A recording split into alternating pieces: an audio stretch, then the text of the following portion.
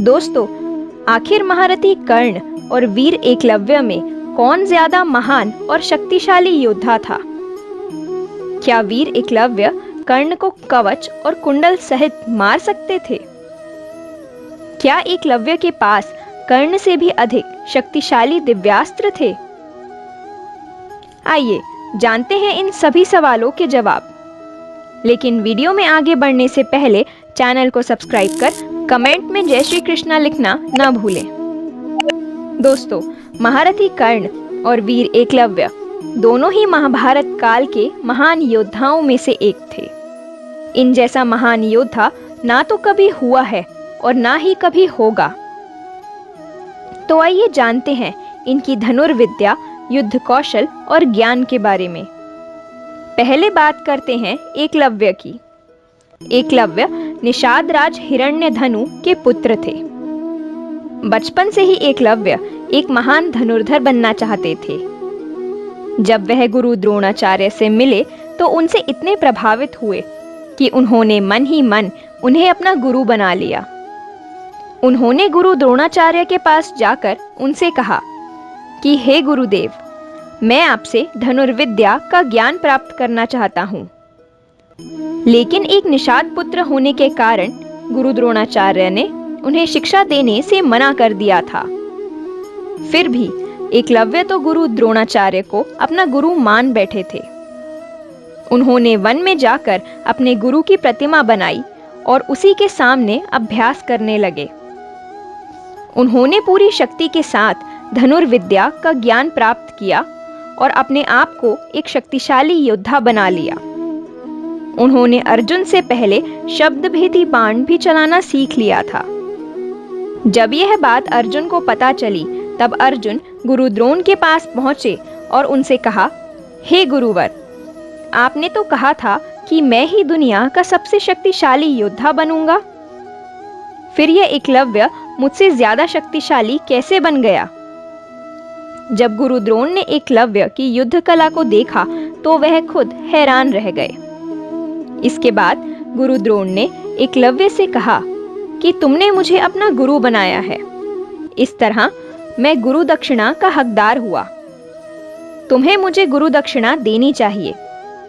तब एकलव्य ने प्रसन्न होकर कहा, हे गुरुवर, आपको जो चाहिए आप मांग लीजिए।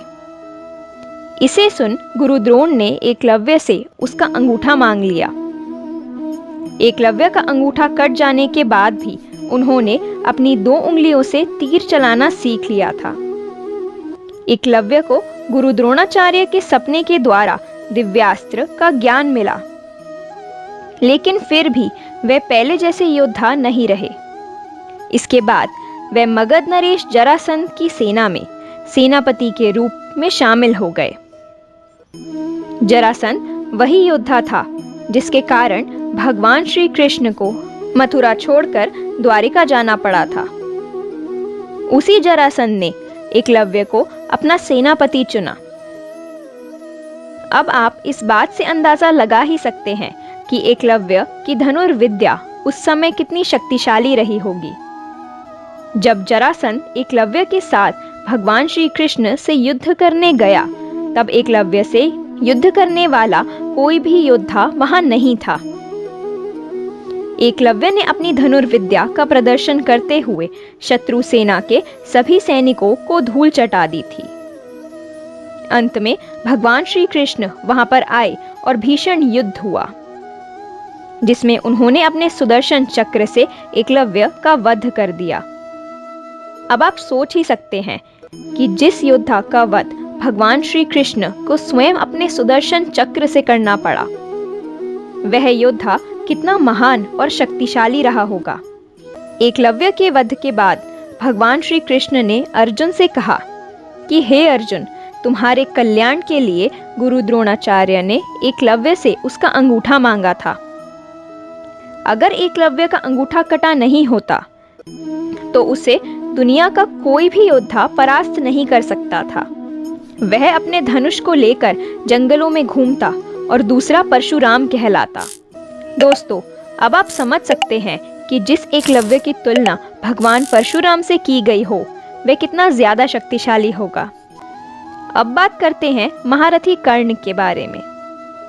महारथी कर्ण भगवान सूर्य के अंश थे, इसलिए हम कह सकते हैं कि वह एक देव पुत्र थे और उनके गुरु स्वयं भगवान परशुराम जी थे। कर्ण में अपने गुरु परशुराम जी के प्रति बहुत ही ज्यादा निष्ठा थी। उन्होंने अपने गुरु की बहुत सेवा की थी, जिससे प्रसन्न होकर भगवान परशुराम जी ने अपने परशु को छोड़कर उन्हें एक एक दिव्यास्त्र का ज्ञान दिया था, जिसमें भगवान शंकर और ब्रह्मा जी के सभी दिव्यास्त्र भी शामिल थे। साथ ही भगवान परशुराम जी के द्वारा निर्मित अजय भार्गव अस्त्र भी था। इस अस्त्र को भगवान परशुराम जी ने सिर्फ कर्ण को ही दिया था।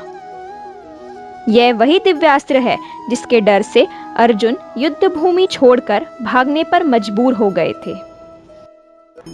इसके अलावा भगवान परशुराम ने कर्ण को अपना दिव्य विजय धनुष भी प्रदान किया था, जिसके कारण कर्ण अजय हो गए थे। महारथी कर्ण के पास जन्म से प्राप्त कवच और कुंडल भी थे, जो अमृत से बने थे। इसके होते हुए कर्ण को तीनों लोकों में कोई भी योद्धा परास्त नहीं कर सकता था।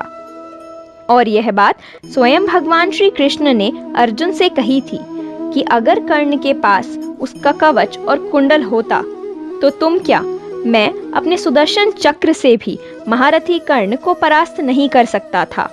इसलिए हम ये कह सकते हैं कि एकलव्य के अस्त्र भी कर्ण के कवच को भेद नहीं सकते थे, क्योंकि जो चीज अमृत से बनी हो उसे किसी भी तरह नष्ट नहीं किया जा सकता। तो दोस्तों, आपके इस बारे में क्या विचार हैं, कमेंट सेक्शन में ज़रूर बताइएगा। साथ ही अगर आपको ये वीडियो अच्छी लगी हो तो वीडियो को लाइक कर चैनल को सब्सक्राइब अवश्य करें। मिलते हैं ऐसी ही एक और नई वीडियो के साथ। जय श्री कृष्णा।